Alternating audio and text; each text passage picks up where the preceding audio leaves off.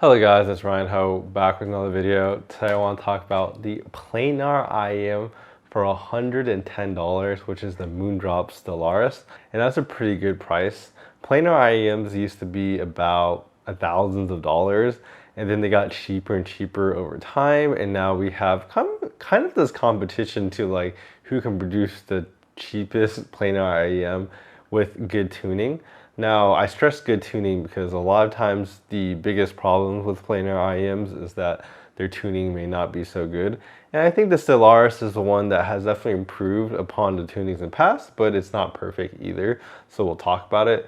But really, at its price point, I feel like it's one of the most technical, most detailed type of IEMs you can get. I think that's why people are so obsessed with planar IEMs, especially at this price point. And I think that's what makes it so attractive, and I think that's why this product was, announced from Moondrop at this price point, right? So let's talk about this in further detail. All right, so we have the Stellaris right here. I think the overall design aesthetic of the Stellaris is honestly one of the best I've ever seen.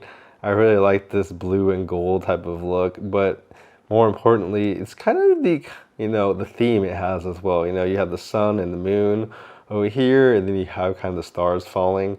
It's just a really nice shell design and kind of color contrast. If you actually look at the cable it comes with, it also has kind of blue and gold as well inlaid inside the cable. So the theme and its color just kind of runs throughout the whole entire IEM and gives it a really nice and cohesive look that I really do enjoy. Now, let's talk about kind of the fit and the shape. It's a little, I guess, tubey long. As you can see, like, it's not a normal fitting IEM. It definitely kind of shoves this gigantic tube into your ear and it kind of hangs out in your ear a little bit. And because it has a pretty big kind of planar driver in here, it's 14 millimeters, it does kind of hang out on your ear and it's a little heavy. So I would say the fit is simply okay. It's not one of the most comfortable ones I've ever had. In fact, I actually noticed right before I was doing this review, I tried to put the left one in and I had a little bit of trouble just like getting it in the right position. So definitely the fit could be a little bit better in my opinion. All right, so let me show you the HiDis MD4. So this is an IEM that has a little bit more of what I consider a normal shape to it. As you can see, this thing is much more kind of carved or shaped for normal human ears. Unlike this one, which is like this gigantic like tube that just kind of sticks into your ear. And it's very like, it's not really the same shape as a human ear, unlike the kind of HiDis MD4 is, right? So when it kind of comes to like the box and accessories, of course you get, the typical anime girl in the front that looks nice. Not really, I guess, colored this time, a little bit of color here or there. Then we have the tips. So they have these foam tips. I didn't really find them that great, in my opinion. The foam tips made the bass a little less, surprisingly, and made the treble a little bit reduced. I actually do prefer the silicone tips. There are these kind of clear plastic ones. These were better in my opinion, so I recommend people use those. And then we also have the standard carrying case that they have. I feel like I've seen them before around this kind of $100 price point, so they're definitely reusing some of their cases from their other IEMs. And of course, I want to thank APOS Audio for setting out the Stellaris for this review. If you guys are interested in purchasing a Moondrop Stellaris or any product, APOS is the place to go because they have a 2-year warranty, unlike most other companies that only have 1-year warranty. All right, so let's talk about sound. So the Moondrop Stellaris, the general sound of this, I would say it has a little bit of a sub bass boost, with the mid bass a little bit lacking, honestly. The sub bass is like more pronounced than the mid bass, giving the mid bass a little bit like, I wish it kind of had a little bit more emphasis there, a little bit more oomph, a little bit more punch down there. And then for the mid range, it's actually pretty good on the mid range, but it has kind of an enhanced kind of upper mid range focus as well as a kind of upper treble focus on this. So what this kind of leads this IEM to being is a little bit bright, in my opinion. So I would say it's like neutral bright is how I kind of categorize this. Now, when it comes to just the down low bass, I feel like the sub bass on this is probably one of the best I've ever heard in anything. Like, it's pretty ridiculous how much detail there is in the sub bass, and I feel like it's really, really nice.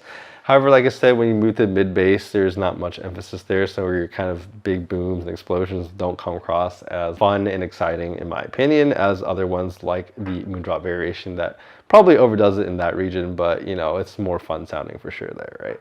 Now we talk about the mid-range for male and female vocals. I would say it's kind of hilarious how this one seems to just emphasize the female range the most. Like female vocals sound like they're all in front of you, like they're the main focus. The male vocalist is just like, unfortunately, just always shoved in the back. They're always behind the female vocalist. They're kind of not the centerpiece of the music. This one really does lend itself to female vocals, in my opinion.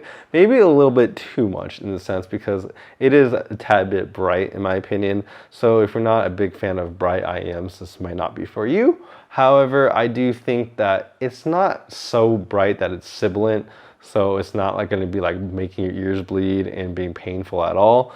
But it's slightly bright that, you know, over time it does get slightly fatiguing, or you're going to have to turn the volume down a little bit just to accommodate for the fact that the treble is so much more emphasized than the rest of the sound signature. Overall, I would say the sense of kind of speed and detail you get from a planar driver is unlike any dynamic driver, unlike any other type of driver. You can really hear just how fast, what people call essentially the transient response, but essentially the notes are played really quick, very clean. They start and stop really quickly. And you know, you can definitely hear the detail in between all those notes. Yeah, and that kind of leads me to things such as like soundstage and imaging. So as always, when it comes to kind of imaging or directionality, I play Valorant, play some deathmatch, play some games to kind of see where I can tell, you know, the opponents, the enemies are at. And the thing I noticed about this is right away is that the center imaging is very, very poor. Like, I could tell when somebody's on my left, I could tell someone on my right, but when they're anywhere kind of in front of me around this area, it was very hard to tell where they were coming from. And so this imaging of this thing is simply okay to slightly poor, in my opinion, because yeah, I did have struggle to telling where the people were in the center. Now, when it comes to the soundstage of this thing, it is quite amazing, honestly, because it's a 14mm driver, which is huge, by the way. It really sounds pretty massive. It sounds like the music is all around you, and it sounds very tall, and you kind of feel like you're in the middle of it. And on top of that, it's kind of, when you're hearing multiple, like, you know, instruments being played, they do sound pretty separated. Like, you can easily tell, you know, one's like in the middle, one's kind of a little bit further away, and it's easy to kind of tell the difference between them. And I think that's just kind of the planar advantage, in my opinion.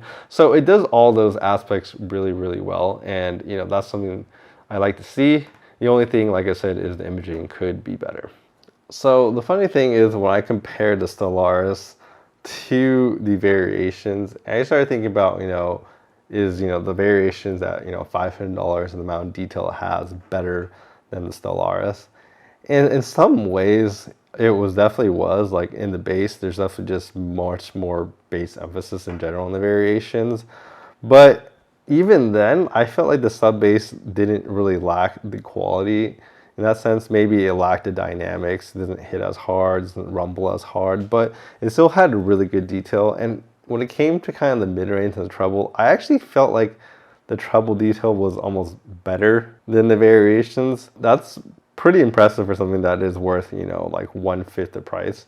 So really, it's kind of interesting how it compares to even more expensive things. Like, it is a very technical IEM. Like, if you want to hear, like I said, resolution, detail, you'll definitely hear a lot of it in this, but the tuning is just a little bit bright leaning, right? So in my conclusion, I would say the Moondrop Stellaris is actually really, really good if you can look past the fact that it's a little bright.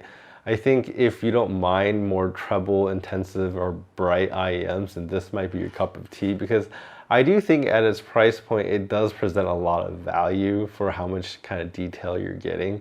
And it's actually quite astounding, in my opinion. So if that's the type of sound you're looking for, then I definitely recommend this. If it's not, then there's obviously other IEMs that you can try from even Moondrops, like the Moondrop Aria Snow Edition. That one's a safer pick, a more normal type of tuning with a little bit more fun bass. And then of course, above the price bracket, about $180, there's the Moondrop Kato. That's personally my favorite. And if I had, you know, the extra money, I would go for the Moondrop Kato because I think that thing sounds absolutely amazing as well. But anyways, I hope you guys enjoyed this video. Please like and subscribe down below. Helps the videos out, and I'll see you guys next time. Bye-bye.